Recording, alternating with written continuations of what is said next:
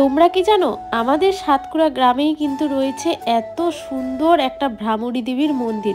আর এই মন্দিরের কিন্তু অনেক রহস্যই রয়েছে। রহস্যগুলো না হয় আমি তোমাদের পরের ব্লগে বলবো, কারণ বলতে গেলে শেষ হবে না। তো আজকে আমি তোমাদের দেখাতে চলেছি আমাদেরই বাড়ির পাশের গর্তেশ্বরী মন্দির, যেটা অনেকটাই ফেমাস হয়ে গেছে এখন কিন্তু শুধু গর্তেশ্বরী আর গর্ভেশ্বরী নয়, এখানে আবার রয়েছে 51টা মায়ের কিন্তু মূর্তি। সেটা 51 জায়গার 51টা শক্তিপীঠ কিন্তু এখানে বসানো হয়েছে।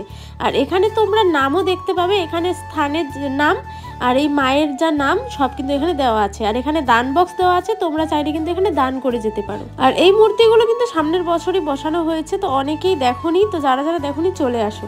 আর এখানে দেখো কয়েকটা দোকানও বসছে, এখানে কিন্তু তোমরা চায়ের আড্ডাও দিতে পারো। এর আগে হয়তো আমার বেশিরভাগ ভ্লগেই তোমরা এই মন্দির দেখতে পেয়েছো, তো অনেকেই কিন্তু আমার ভ্লগ দেখে কিন্তু এই মন্দিরে আসে।